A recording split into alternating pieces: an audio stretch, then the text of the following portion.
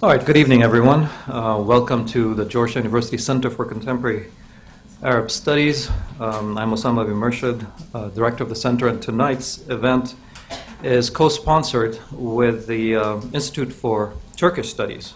And I extend my heartfelt thanks to my colleague, Professor Sinan Jiddi, the director of the Institute. But I don't see him, but if you see him, please extend my heartfelt thanks to him. So on behalf of our two centers, it's my great pleasure to introduce tonight's distinguished speaker, Professor Salim Tamari. Dr. Tamari is director at the Institute of Jerusalem Studies, professor of sociology at Birzeit University, and visiting professor at the Center for Contemporary Arab Studies, and we're extremely delighted to have him with us. He is also the editor of Hawliyat al-Quds and Jerusalem Quarterly, and has authored several works on urban culture, political sociology, biography and social history, and the social history of the Eastern Mediterranean.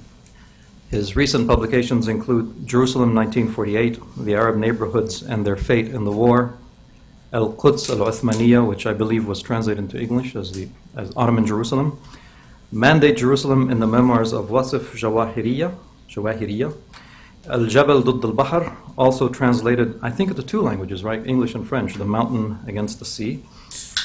And then he's also, co-edited volumes like Pilgrims, Lepers, and Stuffed Cabbage, Essays on the Cultural History of Ottoman and Mandate Jerusalem, Biography and Social History of Bilad al-Sham. That may not be an edited volume, right? Is that edited, or is that your edited also? Okay.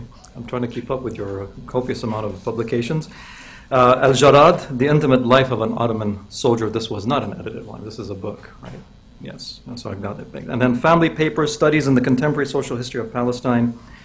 And the event that we had, I think last year, I think somewhere in maybe November last year, the publication of your recent book, Year of the Locust, The Erasure of the Ottoman Past in Palestine.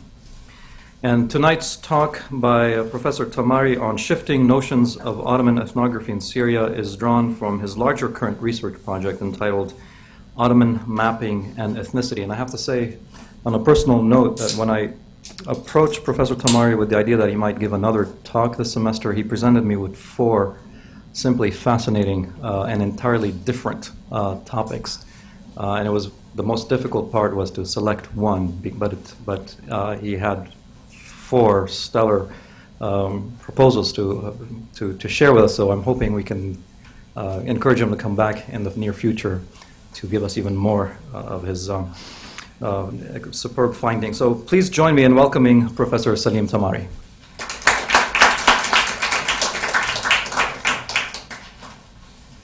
Thank you, Osama, for your kind introduction, which I do not deserve.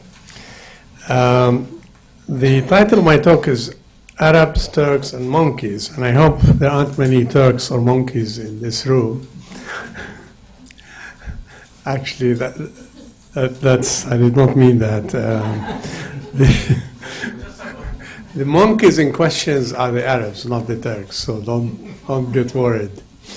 It refers to the retinue of Sultan Abdul Hamid during the last days of his rule, when within Young Turk circles and Ottoman oppositionists, it became known that much of the reactionary circles concerning the Sultanate came from a number of advisors coming from Mosul, northern Palestine, and Syria, who counseled the Sultan in a manner which preserved the feudal privileges of the urban aristocracy allied with the Sultan, and therefore they were seen as the stronghold of counter-revolution in that period.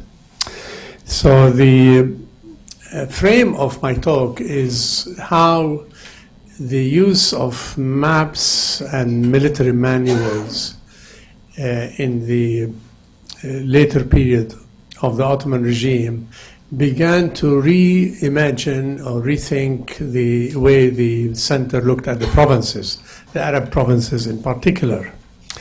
And with it comes the whole baggage of Arab-Turkish strain, which happened during the First World War, and the debate among Turkish and Arab intellectuals about betrayal and who betrayed who. But mainly how ethnicity emerged and was reconstructed during the last periods of the Ottoman regime. One of the features that I'm going to examine is the use of military manuals which were issued to senior officers in the Ottoman army, as they were indeed by the Allied, as well as the Germans and the Austro-Hungarian army. These were manuals given to the officer corps, guiding them about the nature of the terrain, but also including a lot of rich ethnographic material about who the population is, what kinds of demographic, ethnographic feature it has, who's with us, who's against us. The Ottoman military manuals differed from the Allied military manuals in that they were issued for officers in the field in what was then seen as native Ottoman provinces. So even though the manual examined here, which is called Philistine Risalacy, published by the Jerusalem Military Press in 1915, issued by the 8th Army Corps, led at the time by Mersinli Jamal Pasha, was about the Syrian provinces. Nevertheless, it was distributed to people who included Arabs, Albanians, Anatolian officers, as well as local Palestinian, Lebanese, and Syrian officers. So it was not a manual for enemy territory. It was a manual for what was seen then as native provinces within the Ottoman Empire. And I will examine how the use of these manuals signified a shift in the way ethnicity was constructed, and contains many surprises. The whole idea that in that period the region was divided into Arabs and Turks was eminently false. That's not the way either the officer corps or the leading bureaucracy in the empire or even the local intelligentsia looked at it. Much of our understanding of ethnicity comes from post-war nationalist historiography, which began to project backward who the Arabs, the Albanians, and the Turks were. And one of the features of this particular manual that I found was an outstanding, phenomenal mapping of ethnographic distribution of population. This is very unusual for any salname or official book for the provinces. And I will see how these ethnographic mapping signified a different way in which the population was examined. I'll come back to that in a minute. But I'll begin to refer to certain misconceptions. There's a reference by Bruce Masters in the Encyclopedia of the Ottoman Empire, which states that Palestine did not exist in the geographical imagination of the Ottomans. He further claims that Palestine as a geographic entity was kept alive in the Ottoman period by biblical scholars, imperial cartographers, and Jewish references to Eretz Yisrael. This claim actually is not borne by the evidence, which we see from mapping services beginning as early as the 16th century by Peri Reis, Hajj Ahmed Khalifa, as his name was, known as Peri Reis, and continuing with a whole series of official cartographers who were writing in Turkish, Farsi, and Arabic, in which the Syrian provinces were clearly delineated and included a separate reference to Palestine in Bilad al-Sham. This was a practice that went back to usages as far as the early Umayyad period, when Jund Philistine was established after Amr ibn al-As, Khalid al-Walid, and Amr ibn al-Khattab conquered the Holy Land and established Ramla as the capital of Jund Palestine, and continued in successive Umayyad, Abbasid, Fatimid, Seljuqi rules over Greater Syria. We also see it in a large number of successive Ottoman maps that became increasingly more accurate, but were governed mainly by two features of Ottoman cartography: mercantile interests and competition with the Italian city-states, but also with France and Britain as competitive powers in the Mediterranean, and by military needs, also in conflict with the Egyptian secessionist movement, but also by Western encroachment, including Austro-Hungarian encroachment on the Ottoman coastlines. There's a small footnote here which would be interesting.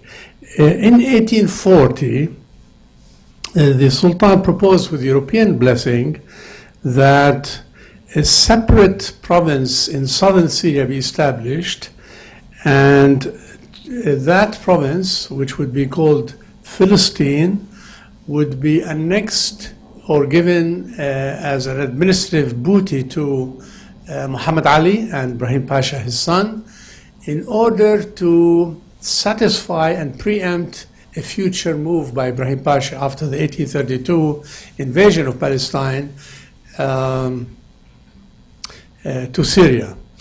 This did not last long, but a mapping service was established to show that perhaps as part of the Ottoman Empire, southern Syria will be separated from the Syrian Vilayat and the Beirut Vilayat and Syrian Vilayat, and added to the Khedivil Egyptian province. In 1872, a separate province was established, which included the Sanjaks of Jerusalem, Nablus, and Akka, and was briefly put under the governorship of Suraya Pasha, who was governor of Aleppo.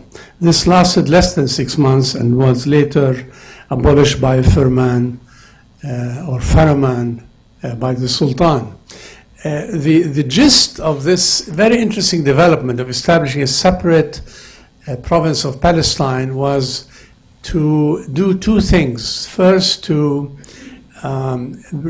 remove the possibility of another Egyptian attack with Allied blessing over the southern Syrian provinces, and second, to preempt Western imperial interest in the Holy Land as a pretext for garnering or taking part of the Ottoman Empire as part of the imperial interest, which was then appearing by Russia, by the Austro-Hungarians, by the Germans, but especially by the French and the Brits.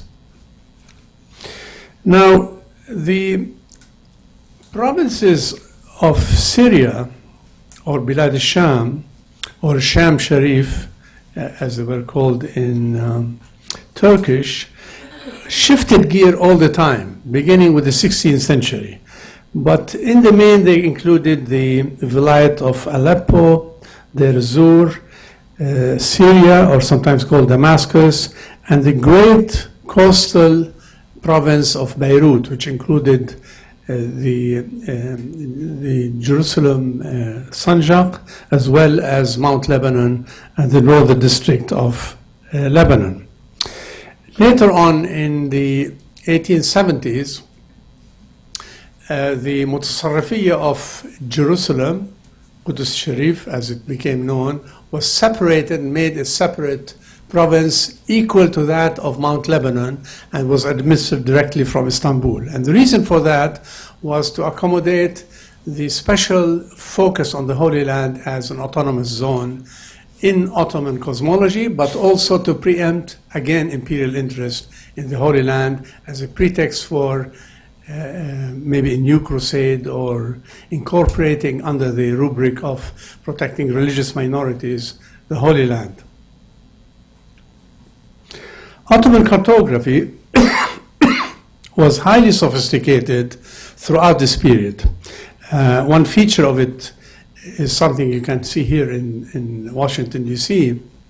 $1 million was spent 3 or 4 years ago to acquire a copy of Pere Reyes' magnificent map of the New World, which was published, imagine, in 1513, showing the coastal contours of America, both Central America, North America, and South America.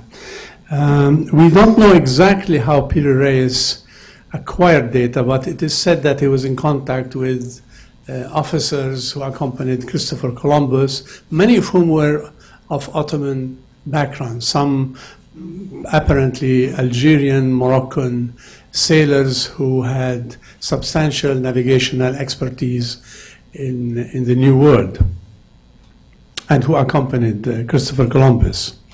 We see a large number of magnificent maps. I was actually equipped with a little camera, and they allowed me to take pictures of those from the Library of Congress, showing the extreme detail that Pere Reyes had in the Mediterranean coastline. He has extremely interesting, stylized, not very accurate, but extremely attractive maps of the Eastern Mediterranean. And then we have the very interesting work of Katib Shalabi, the Istanbuli cartographer and navigational officer in the Ottoman Navy, who, beginning in the mid-17th century, began to draw much more detailed maps of the Anatolian and Syrian provinces. This is a map of Arabia showing interesting contours of, if you look at the northwestern part, there's a reference to Ard Philistine and to Sham Sharif. Sham Sharif and Ard Philistine somehow merged with each other. This is another map of the Mediterranean coast by Katib Shalabi, published in 1732 in Istanbul. Again, showing Ard Philistine, Iyalat Sham, and Qudus Sharif. They're all merged into each other. Katib Shalabi, of all the Ottoman cartographers, was also a very rich ethnographic scholar. He visited most of the areas that he drew, and he has an interesting description of Syria, which he made during a pilgrimage in 1633, 1634. One of his observations given to the Gaza, Jerusalem, and Hebron region is the internal conflict among peasant factions between the Yemenis and the Qaisis, that is the North Arab and South Arab, something which persisted until the early 20th century in most of Bilad al-Sham. He observes how the Reds, or the Qaisis, and the Whites, or the Yemenis, clashed, and when they clashed, the Reds shouted, Ya lahu bir, and the Whites shouted, Ya al-ma'ruf. And he considered this as residual features of internal peasant factionalism that goes back to the Jahiliyyah, which Islam came and tried to civilize, but not very successfully. And then there's a huge succession of these maps going on, reaching a zenith in the Jadid Atlas, published in Istanbul in 1802, 1803, which had state-of-the-art accuracy comparable to many European maps published by the Istanbul College of Engineering. And again, there is a reference here to Bilad al-Sham and Philistine. Bilad al-Sham somehow did not have distinctive administrative boundaries, but there were definitely regions shown on the map. The Khedebel Geographic Society also drew Bilad al-Sham in a manner which indicated that Egypt was still nominally part of the Ottoman Empire at the time. They were interested in the newly established road systems linking Egypt to Bilad al-Sham, and particularly with the chemin de fer, the railroad services. There was an interesting dispute in these Khedive maps over where does Ottoman Sinai begin and Ottoman Egypt and Egyptian Sinai begin. And this is a dispute which will come as a major battle scene in the cartography of the First World War. Again, water networks from Qudus Sharif 1907. And then we have this very interesting map just before the First World War, Philistine and Tih Sahrasi, published in Istanbul 1912. And in it you see that the western boundaries of Philistine, this is the first map where the boundaries of Philistine and the boundaries of the Mutasarrif Lake of Jerusalem are the same. So Philistine is a country which is bounded by the Jerusalem province.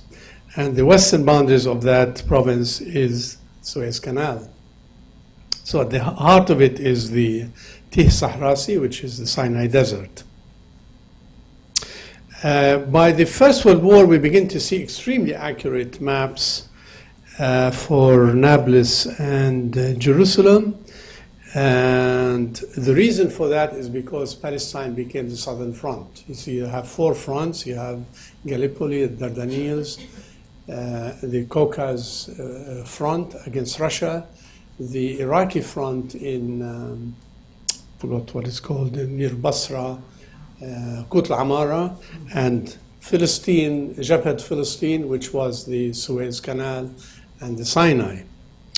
And this map actually is so accurate that it was used by both the Australian and British Army in the First World War as a guide to their officers. This is the southern part of the same map. Now we come to the very interesting shift in the mapping service of the Army Corps of the 4th Army and the 8th Army Corps headed by Mersinli Jamal Pasha and Ahmed Jamal Pasha. The tall one and the short one, Buyuk and Kuchuk, to distinguish them. One was big and tall, one was small and short. But they had totally different temperament, and I'm not sure if the temperament was due to their size. The 8th Army Corps drew this interesting map, which actually extended the boundaries of Philistine to the Litani River. This is unprecedented in Ottoman cartography. And the reason for that, it seems, was that the Ottomans were very keen at preempting the British and the French from excising the Holy Land from the Ottomans by claiming the right to protect minorities. So they extended the boundary from Jaffa, which was the northern boundaries of Qudus Sharif, to the Litani River. Of course, this resonated with much of Western cartography that you see in a very interesting series of maps drawn by Condor in the 1870s, the survey of Western Palestine, and also by Jewish biblical maps which saw the Holy Land as going back as far north as Lebanon. So this is the Litani River here, and this is Tabariya. I did not show all the map, but you can look at it in Philistine Risalasi. So what do we conclude from the way these maps emerged? First, I will make a cartographic reference, and then I will come to the main point I'm trying to establish about ethnography. First, that the early Ottoman maps were governed by both commercial and military strategic logistics. They were always drawn with keen interest in the navigational boundaries which extended itself to the Italian states, France, and the whole Mediterranean region. They were also always accompanied by ethnographic comments. All of these maps had detailed ethnographic comments about the regions in which they operated, which was a very interesting supplement to these maps. with the Syrian coast, you have a keen interest in the cities of Bilad al-Sham and the Holy Land, and an extension that takes the Ottoman region all the way to Egypt. Egypt was part of the Ottoman region in most of these maps. And then one conclusion is that the administrative boundaries of Syria kept shifting, kept changing all the time. But they had the hardcore of Beirut, Aleppo, Syria, Qudus, and Balqa, and sometimes Deir ez-Zor was added. As we come close to the First World War, there's an increasing attempt to delineate boundaries, which included the eastern part of this, the western part of the Sinai as the separating boundary between Ottoman Africa and Ottoman Asia. Now, we come to the ethnographic part of this map, which is so interesting. I have here, this is the way in which the Ottoman military administration saw the population. As you can see, the division is not between Arabs and Turks, as what one would expect. You have interesting division in which there's a red line separating the Syrians from the Arabs and the Turks from the Turkmen. So Sivas west until Adana is made of Turks, and Sivas east until Diyarbakir is made of Turkmen. And the same is true of the southern Bilad al-Sham, where from Skandarun and south, it's all Syrians until you reach Rafah.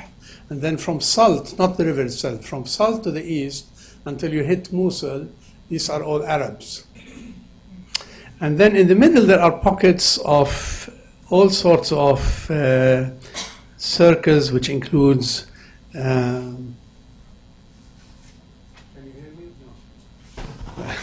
it includes Maronites, Druze, Yehud, Arab, Surli, Rum,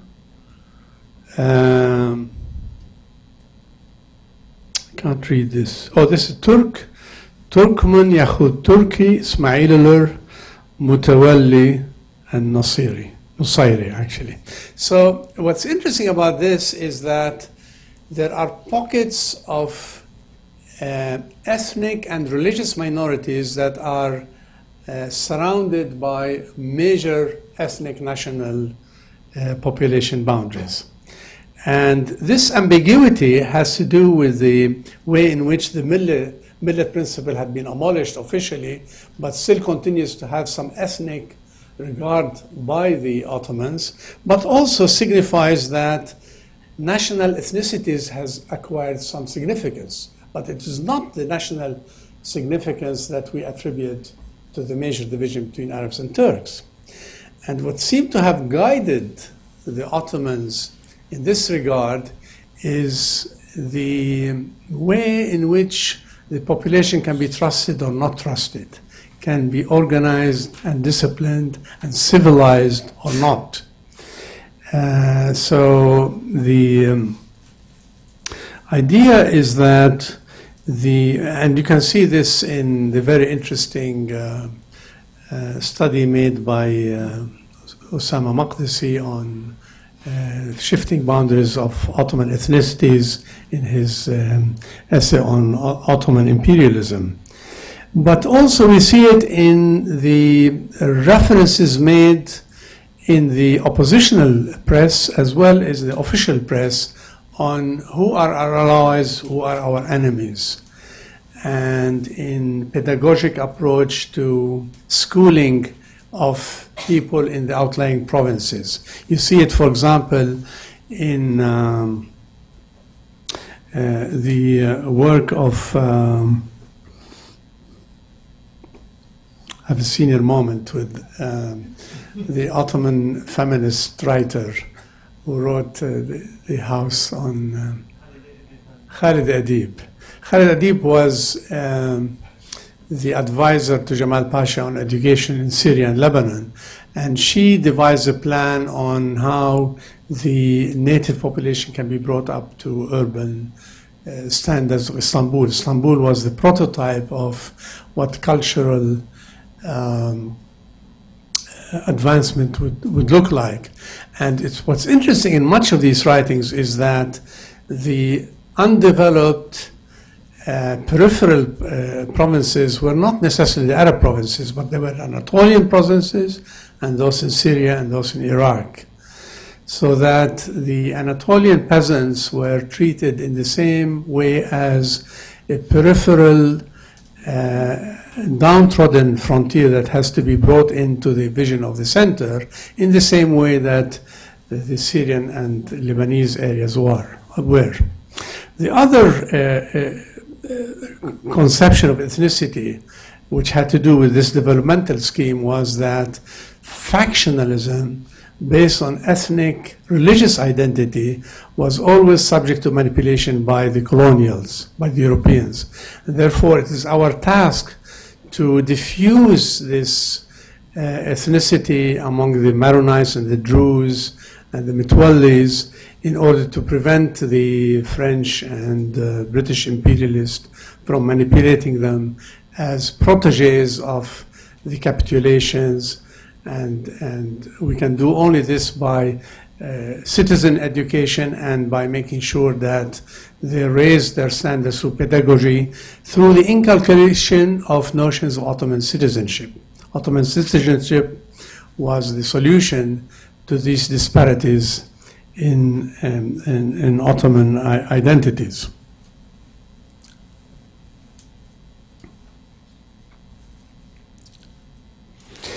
I tried to find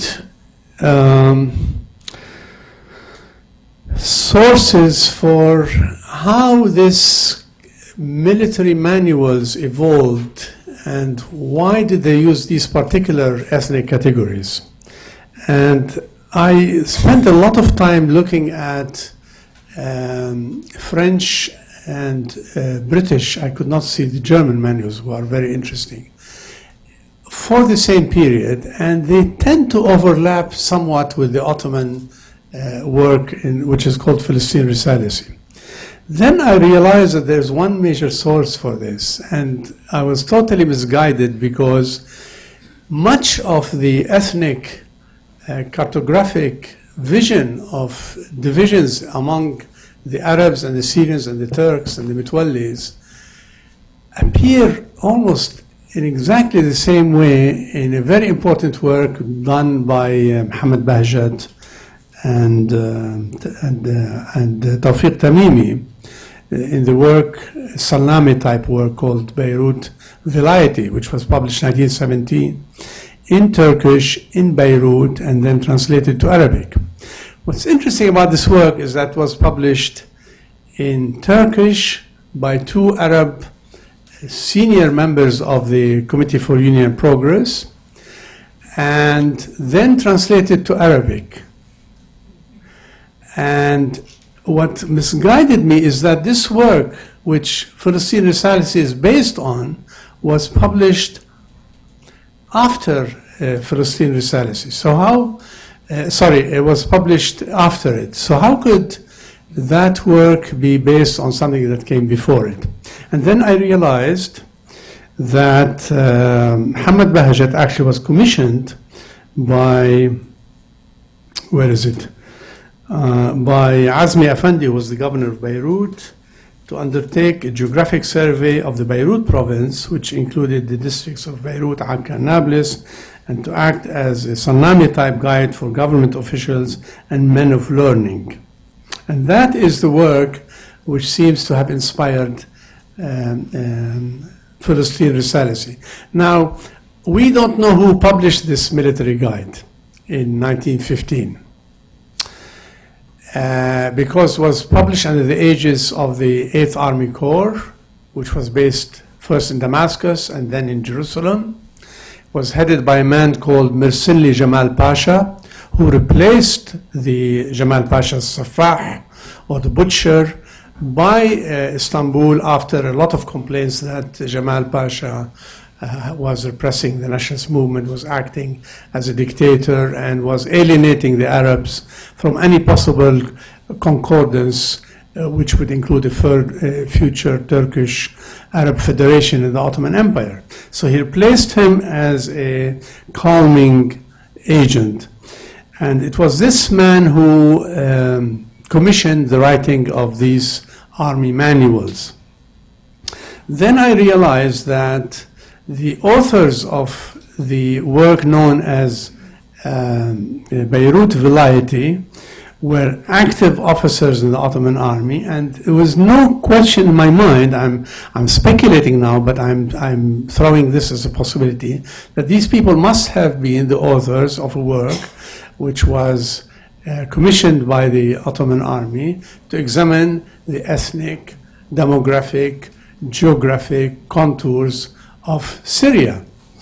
And so, even though the Beirut Vilayet was published later, it must have common genealogy and lineage with this work. And this is something I'm still working on to find out. So, I will finish by saying that the war changed a lot in this Ottoman notions of ethnicity, but did not change it necessarily in the manner that we think of today as dividing the region to Arabs and Turks.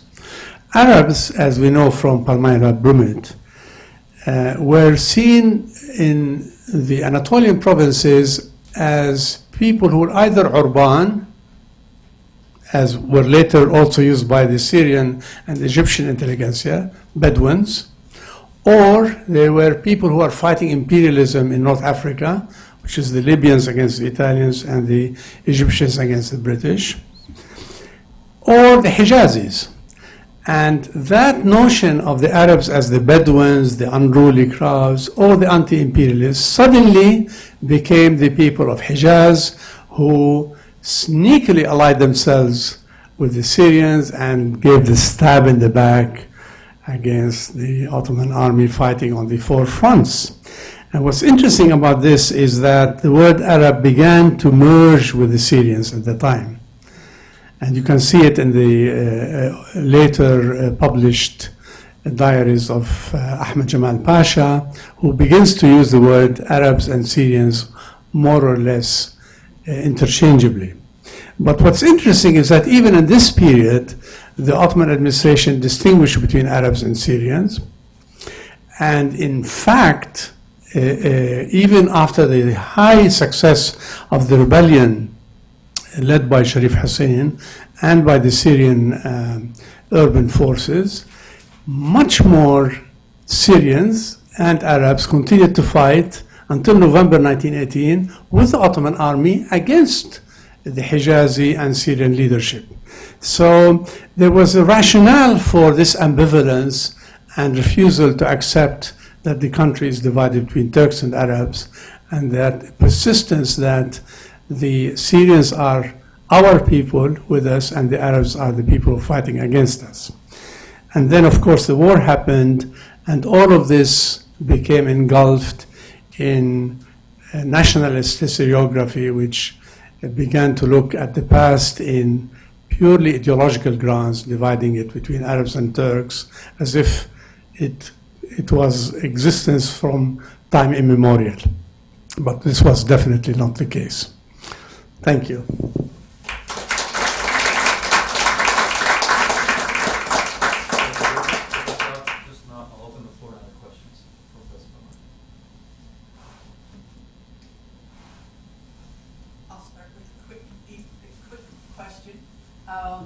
Would you extend your analysis or the ambivalence to the Arabs themselves in thinking about the name of the kingdom that Faisal gives? He calls it the Syrian Arab Kingdom, right, in 1920, or the Syrians do.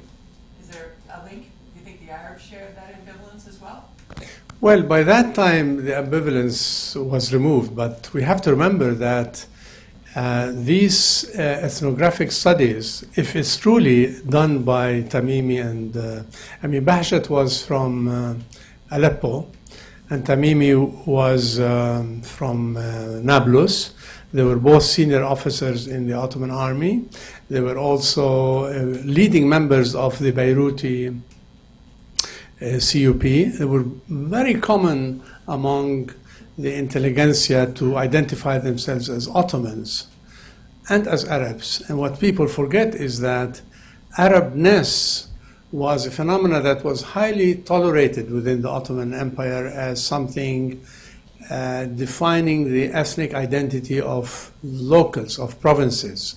It had no nationalist, secessionist indications, even almost until the end of the war. But by that time, things began to change. So even among these officers, we see that they were identifying themselves as Ottomans and Arabs at the same time, but they were not seeing the other as being the Turks. The others were being the various ethnic minorities in the area. Now, within the entourage of Prince Faisal, the leading elements like Qadri and Arif al-Arif and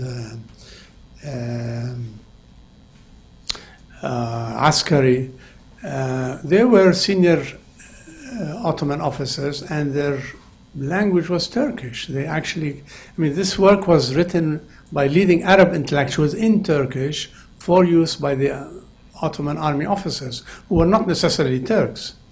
So I would say that the word Arab began to gain currency precisely because of the Hijazi Faisali leadership. It sort of impinged on the Arabist consciousness of Ottoman intellectuals who happened to be Arabic speaking, but who were Syrians. But by that time, the Hijazi Syrian unity injected the word Arab in the name of the territory or the kingdom or the state that was about to be established. But of course, Faisal was to be called the king of Syria, not king of the Arabs. Yes? I had a question about the conflict between minority and perhaps Syrian labels. So you mentioned that Maronites and Rum, for example, were what they were considered separately from Syrians. Did they consider themselves separately from Syrians, or did they consider their identity both Rum and Syrian? Yes, they would. I think, Rum is a general, Rum and Rumi is a general Ottoman term which did not distinguish between Arab Christians, Syrian Christians, and people from the Balkans who also were Rum. So it was a religious, dhimmi kind of term, which the nearest term we should use for Rum is Byzantium. And I think the name of the church should be the Byzantine Church, because you mean both Orthodox and Melkite? Yes, both Orthodox and Melkite. So it's a generic term. And of course, all the rooms in Syria were also Syrians, including the Lebanese. People like Gibran, who immigrated to America in 1907, 1908, I think. There were many people like him. He came to Boston, and he called himself a Syrian from Mount Lebanon. And he was a Maronite. But this is true of the Orthodox Christians also who immigrated. They were Syrians from Mount Lebanon. So they were Rum, they were Maronites, and they were also Syrians at the same time. But the word Syrian was the dominant one. If they had to use one word to refer to their region, I think they would say Syrians. You mentioned that the British and Australian armies used the mapping done in Palestine in their operations in 1917 and 1918. And I'm wondering if you found any other evidence of colonial powers coming in after the Ottoman Empire using Ottoman-produced ethnographic materials, and to what extent perhaps they may have just replicated that or done their own ethnographic research.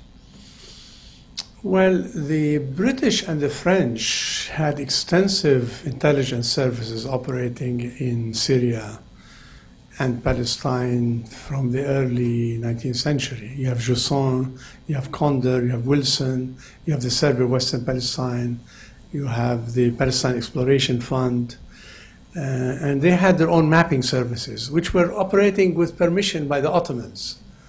And they were clearly intelligence services. We know that even early on. And some were exposed much later. Did they use Ottoman services? I think they probably used each other, but except for the Germans, the French and the British were lazy in learning Turkish or Arabic. It's only Orientalist scholars who did that for other reasons. Did they use the Ottoman sources? I don't know, actually. I found about these maps from the cartographic section in Cambridge University, where they were clearly in the military folders of the British Army. And I noticed that they actually marked in English over the Turkish markings so that the officers can read what these places are. But the coordinates were clearly indicated for their use and their movement, and there were red circles around these maps.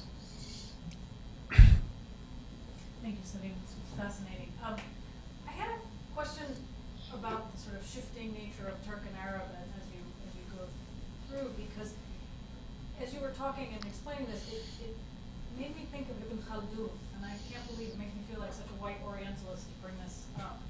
Maybe that's what I am. But you know how Ibn Khaldun in the 15th century is talking about the sort of the Hadar and the Badu, the people who live in the cities, and the Arab, the Badu, all those sort of uncivilized ones who are on the outside. And it just resonated with me the same way that these ethnographies were coming out. And then all of a sudden you have this sort of shifting difference where it's almost about, as you say, class and the ability to be civilized and all of those kinds of things. And then as it comes into the 20th century, it shifts to a very different national sense of nation and the rise of nationalism and all of that. Does Ibn Khaldun ever come up in any of this? Indeed, Ibn Khaldun was translated to Turkish early on, Ottoman Turkish, and he was highly quoted quite frequently. And I think the civilizational approach to the, not the riffraff, what do you call them, the provincial backward regions, distinguish clearly between Bedouins and sedentarized folks. And the lines separating the Arabs from the Syrians actually separated semi-tribal, nomadic regions until you reach Iraq, where the picture becomes very much fuzzier, from sedentary peasant and urban areas. Now, the Ibn Khaldun metaphor is very interesting because you see it in one single Ottoman governor called Akram Bey, who was governor of southern Syria, Palestine, from 1907 to 1912, I think. And he was entrusted with fortifying the southern frontier of Syria, which was Birzeit, Amman, Karak region, Ma'an. And he has beautiful speeches during the construction of Birzeit as a new city. Birzeit was the first modern city to be planned by the Ottomans in Palestine in 1905, from scratch almost. It's a Bedouin city that was built from, and they used aerial photography. They used grids like Manhattan to plan it. It's very interesting. So Akram Bey was in charge of civilizing the Bedouins, and his speeches, I mean, you would love them because they're full of references which are Khaldunian in nature, about how we came to bring progress to you, have agricultural schools, we're teaching your sons how to read and write, and we will make you sedentarized agriculturalists. Of course, it's full of fantasies also, because many of these Bedouins were also agriculturalists, but they just wanted to group them in one big city and make it a frontier town for the Ottoman army. Yes, dear. When you're using the term ethnography, social science, I think, and it's clear from the the examples of the maps that Ottoman cartography is really sophisticated. And I was wondering if you could say something even more than other sources besides Ibn Khaldun. I mean, is there indigenous? What's the relationship between European cartography and Ottoman cartography, and how are they learning to do this, and how is it developing? Is it developing independently? And also ethnography. I mean, is it Ibn Khaldun, or is Tamimi studying at Sorbonne and reading Erkan and I don't know what? That's a very interesting point. There are two separate issues, but Ottoman cartography was highly influenced by French, Italian, and Portuguese, Spanish cartography through navigational, mercantile elements. Atlas Jadid, which is the most sophisticated modern Ottoman atlas, published in 1802, was heavily influenced by British cartography. And the Sultan sent a number of emissaries to study under them. But the ethnographic part of Ottoman cartography was very indigenous, was very Ottoman. They actually sent these cartographers, including Katib Shalabi, probably the most important one, to examine in situ the social conditions and describe them, which he was drawing. Now, the ethnographic part, again, there's a great deal of Orientalist categories in these descriptions of Mitwallis and Samaris. Mitwallis, Shia. Mitwallis are kinds of Shiites. What do they call what do they call the Alawites? Or do they? They don't call them. Huh? Nusayris, yeah. There is a category of Nusayri. Okay. You see here you have Ismailis, Mitwallis, and Nusayris. Nusayris would be the Alawites, right? Because the Mitwallis are different from the Nusayris. I'm not sure, actually. So these categories were operating at the same time that Condor and the Josson were actually examining the minorities. So Ottoman ethnography, I'm sure, was not autonomous from Orientalist categories, but it had its own indigenous base. And the most important indigenous base is that these minorities were seen as an enhanced position of Ottomanization, that the notion of citizenship was creating equality on the juridical level, but maintaining certain ethnographic distinctiveness for them. And this kind of conflict was very much in the minds of many of these writers. Many of these writers were anonymous, by the way. We don't know who they are. I mean, people who wrote military manuals were not about to mention their names. And it's quite possible that a certain degree of copying was involved.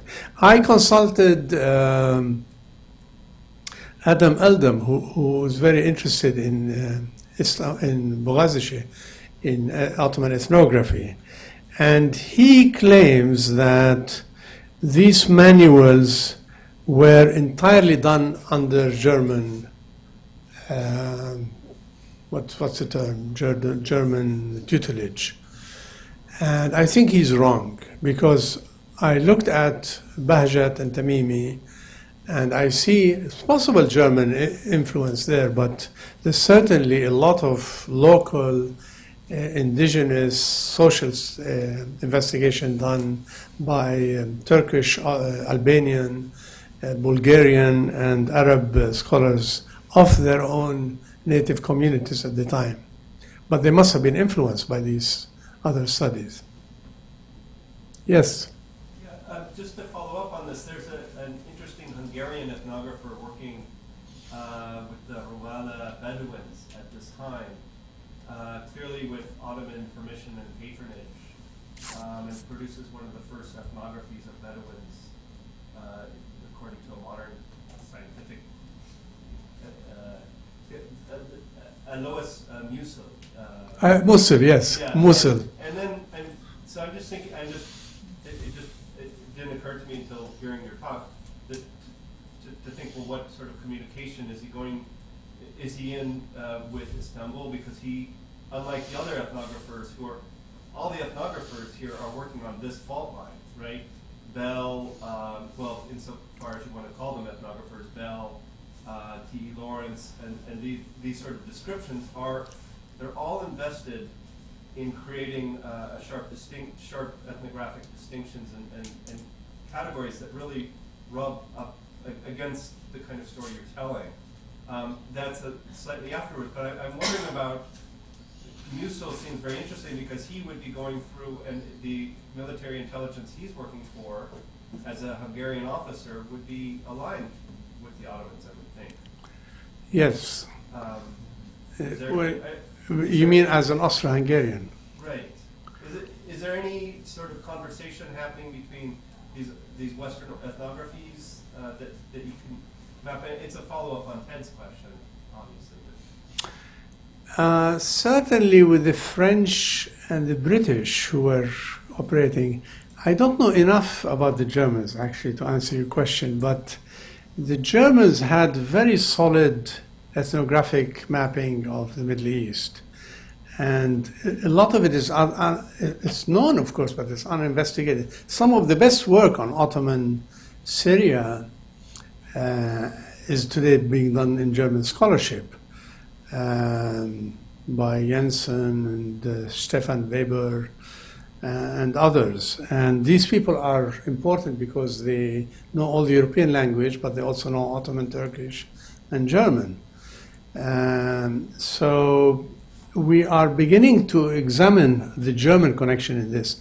One feature of it which is so interesting is the thesis that the jihadist movement, which was inculcated in the CUP and during the war, to start a war of jihad against the Allies, was actually cooked in Berlin.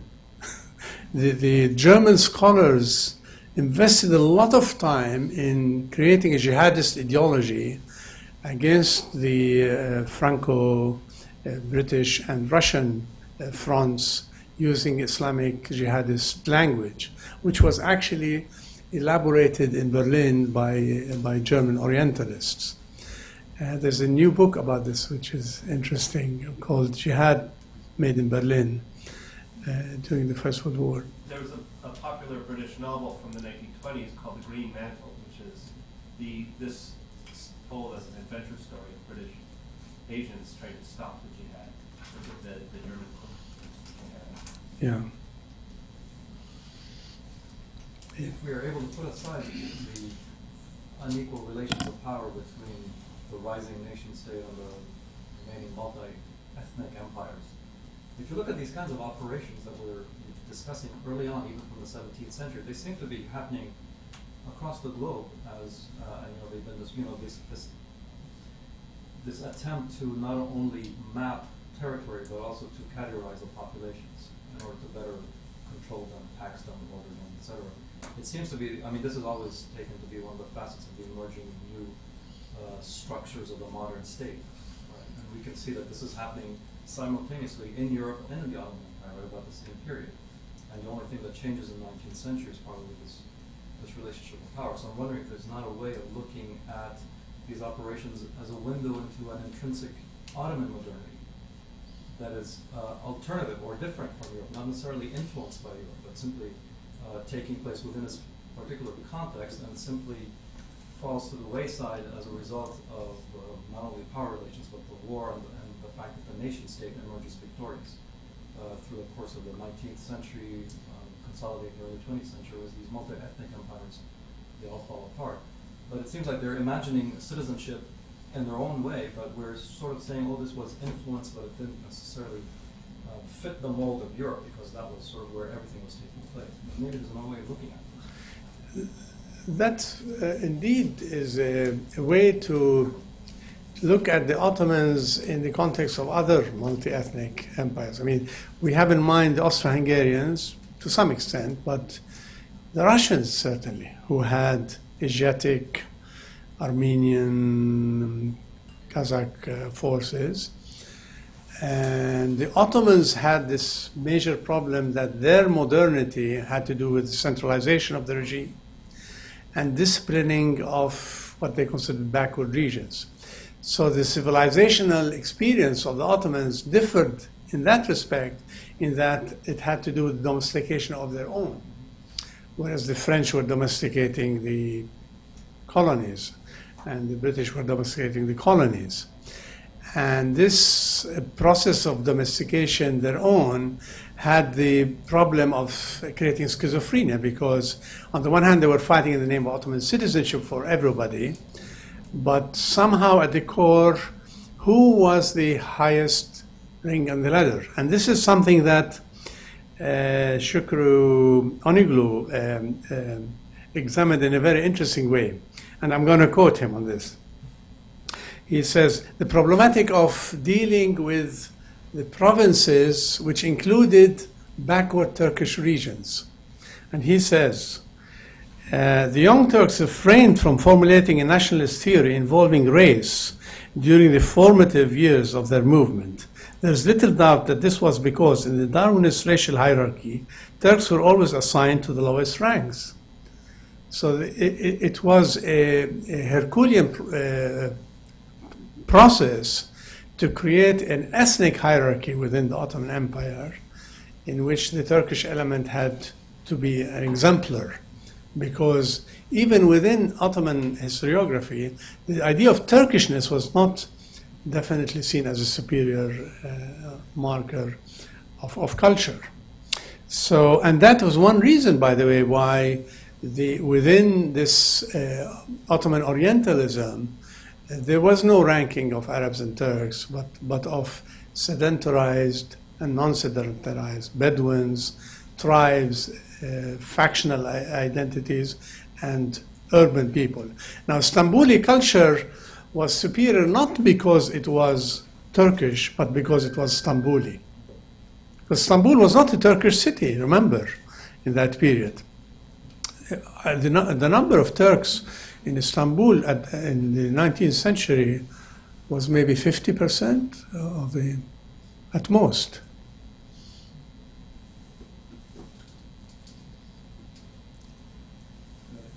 Well, this is a entirely different question, but since you used Peter Reyes' map, I was wondering what you thought of that strange theory by Gavin Menzies. The discovery of America was way too early to have had so much impact on the world, but in fact it had been influenced by the Chinese fleet that had mapped the world in the 1420s. Yes. And that's where the information came from China rather than Europe. I don't know if you managed You mean that Peter Reyes was in contact with the Chinese, right, because not with the Spaniards? Yeah, because there's at least close to a century between when the map Right. of the world was already charted and mapped by the Chinese fleet. Right. And that's how Peter Reyes came across this knowledge. That's so interesting. I mean, people were amazed how an Ottoman map from 1513 would be more accurate of America than the one that was done by Columbus's navigators. And this is one explanation for it, that they were earlier either Ottoman or Chinese or Norwegian navigators who got there and lent him. So it's a very interesting debate. And of course, in Turkish cartography, it's seen as a mark of superiority of Turkish scholarship. But there must be other explanations for this. Yeah. This is a bit nitpicky, but not nitpicking with you, but why do you suppose Bruce Masters missed Palestine being called Palestine? Was it because he didn't look at maps, or? Because Palestine was not an administrative unit in the Ottoman Empire, actually. It was Qudus Sharif or Sham Sharif. But the word Philistine was actually used by the Turks much earlier on. So I don't know why. I mean, But I mean, would you say that you got it because you were looking at maps, or? you mean Why am I smarter than him? Yeah. Well, I mean, okay. that was. I have no idea. Please, This is my teacher, by the way. Hi. If there's some degree of Ottoman identity within the Ottoman army shared by both Turkish and Arabic officers, then how do you explain Arabic officers joining to the Arabic revolt with reasons other than, the brutal deeds of Cemal Pasha? But do you think, are there some other reasons also motivating them to join into the Arabic revolt and so-called, standing back? Why did Arab officers join the revolt? Well, there was a number of reasons. I think the dictatorship of Cemal Pasha was a major factor in that he had to mobilize people. He had to remove the fifth, what he considered fifth, what do you call it? Fifth columnist, yeah, fifth columnist. And he had to move huge numbers of population from coastal regions with major devastation. So that was definitely a factor why and there is the issue of the use of the Turkification policy, which Hassan Kialu attributes to the centralization policies of the CUP. And therefore, they had to use a centralized bureaucracy, and therefore Turkish was the language of articulating a bureaucratic raison d'etat rather than a hegemonic language. They had to use one language, so it was Turkish. So do you think it wasn't Ottomanization, but kind of Turkification? Yes, I think it was. I think Hassan exaggerates the good intentions of the CUP in creating a centralized state, but he has a point. The point, however, which I try to make, is that a minority of the Arab officers split. A majority remained fighting. Even after the fall of the Palestine Front, they withdrew north with Jamal Mersinli. I mean, Cemal Pasha was gone then, but Jamal Mersinli withdrew to Aleppo, and they withdrew with him to the north. So a majority of the Arab officers remained until the fall of Aleppo. That's when they began to desert. So why did the minority desert? Well, for many reasons, obviously, but I think Jamal's policy had a lot to do with it. And also because it's possible that by 1917, it was clear that the Ottoman front is going to collapse. It was the defeat of Gaza, the second defeat in Suez Canal, defeat in Kut al-Amara, the collapse of the Russian front in Caucasus. The only front which withstood attacks was Gallipoli, was Janakala. And it's interesting that Mustafa Kemal Pasha, Ataturk, in Janakala was fighting with Syrian soldiers. I mean, not all of them, of course, but he had the front guard of defense in Gallipoli was made up of Syrian soldiers. Because the Ottomans had a policy of sending people away from the front because of fear of desertion. So the Turks were actually fighting in Yemen and Kut al-Amara and in Suez, together with the Bulgarians, and quite a few of them were in the Caucasian front. But a lot of the fighting in the Dardanelles was done by Hijazi Syrian forces.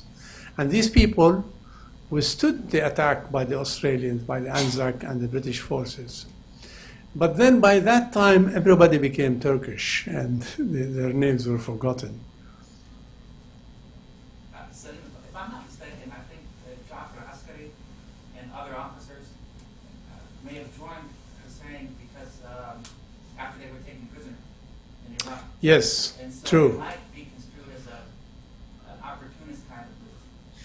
We know a lot about desertion, actually, or changing sides from prison camps in Egypt, in Iraq, and in Siberia. I mean, I examined the lives of Ottoman soldiers in Siberia, and we know that in Siberia, many of the Arab officers joined Sharif Hussein in the prison camps.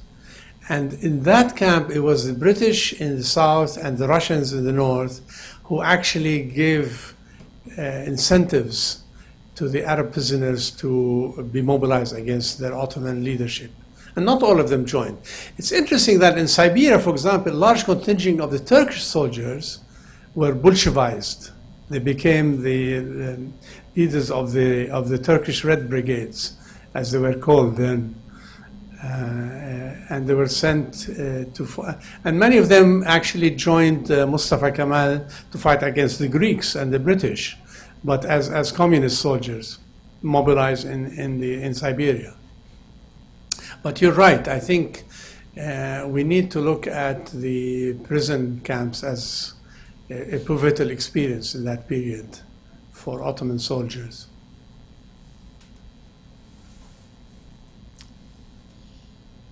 Thank you again, Mr. Tamari. Thank you.